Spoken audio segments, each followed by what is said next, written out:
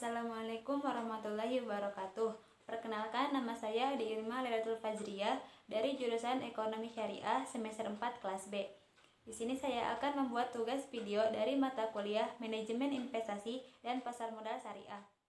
Bagaimana cara membuka rekening saham, apa perbedaan investasi di saham, obligasi, dan reksadana, serta mengenal investasi ilegal atau bodong. Cara membuka rekening saham hanya bisa dilakukan di sekuritas. Di Indonesia sendiri ada 100 lebih perusahaan sekuritas yang telah terdaftar dan diawasi oleh otoritas jasa keuangan.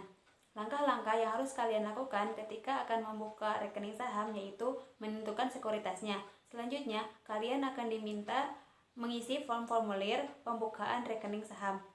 Adapun hal yang harus kalian lengkapi seperti KTP, NPWP, dan cover buku tabungan.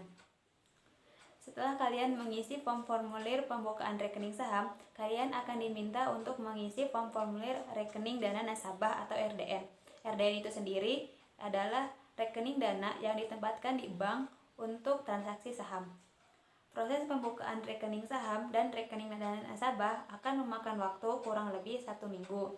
Setelah keduanya selesai, maka kalian bisa melakukan setoran awal atau deposit awal.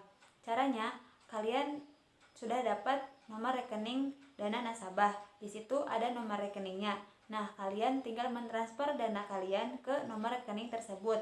Maka, secara otomatis dana kalian akan tercatat dalam rekening saham dan kalian dapat bertransaksi jual beli saham. Setelah kalian melakukan setoran awal, maka akun saham kalian secara otomatis akan aktif. Kalian akan dibuatkan kartu akses oleh Kustodian Sentral Efek Indonesia. Kartu tersebut merupakan kartu identitas dari seorang investor. Setoran awal bisa berapa saja, namun sekuritas yang ada di Indonesia sendiri bisa menerima setoran awal sebesar Rp100.000. Jadi, bagi kalian yang ingin berinvestasi di saham ini, bisa dilakukan oleh seluruh lapisan masyarakat. Cara membedakan berinvestasi di saham, di obligasi, dan reksadana. Investasi itu sendiri merupakan cara yang dilakukan oleh seseorang untuk mencapai tujuan di masa yang akan datang dengan cara membeli atau memiliki suatu barang dan jasa yang memiliki nilai dari waktu ke waktu. Saham adalah surat berharga yang mencatat kepemilikan kita di sebuah perusahaan. Satuannya adalah lot dan lembar. 1 lot berarti 100 lembar. Bentuknya bukan selembaran kertas, melainkan sudah tercetak dalam digital. Saham diterbitkan oleh sebuah perusahaan untuk mengumpulkan modal dari masyarakat. Penerbitan pertama sebuah saham disebut IPO atau Initial Public Offering. Pada IPO, sebuah perusahaan akan menerbitkan sejumlah lembar saham dan masyarakat bisa beli. Uang yang terkumpul akan dipakai oleh perusahaan untuk kegiatan usahanya. Jadi, ketika seorang investor memiliki saham di sebuah perusahaan, maka bisa dibilang investor tersebut memiliki sebagian kecil dari perusahaan tersebut, dan saham itu bisa diperjualbelikan di pasar modal. Selanjutnya, investasi di obligasi. Obligasi itu sendiri merupakan surat utang jangka menengah panjang yang berisi pinjaman yang akan dibayarkan dan ditambahkan dengan bunga.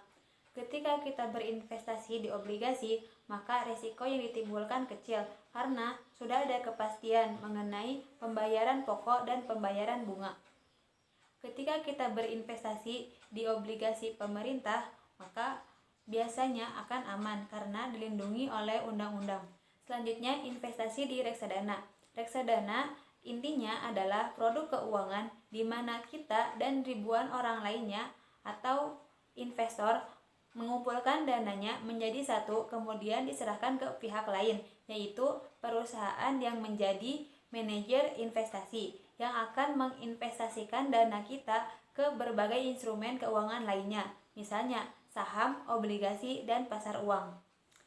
Jenis reksadana ada 4. Yang pertama, reksadana pasar uang. Yang kedua, reksadana pendapatan tetap. Yang ketiga, reksadana saham. Dan yang keempat, reksadana campuran. Selanjutnya, ketika kita berinvestasi di reksadana, maka keuntungannya adalah adanya manajer investasi yang akan menginvestasikan dana kita ke berbagai instrumen keuangan lainnya untuk mendapatkan keuntungan yang maksimal. Reksadana bisa dibeli eceran, maksudnya dengan uang yang relatif kecil kita bisa beli reksadana. Selanjutnya, reksadana bisa dijual kapan saja atau liquid. Ketika kita berinvestasi di reksadana, kerugian atau resiko yang kita tanggung yaitu membayar fee 2 kali. Fee yang pertama yaitu untuk membayar manajer investasi. Fee yang kedua yaitu untuk transaksi jual beli. Selanjutnya, kinerja manajer investasi yang buruk, bukannya kita berinvestasi untuk mendapat keuntungan, malah mendapat kerugian. Selanjutnya, mengenal investasi ilegal atau bodong.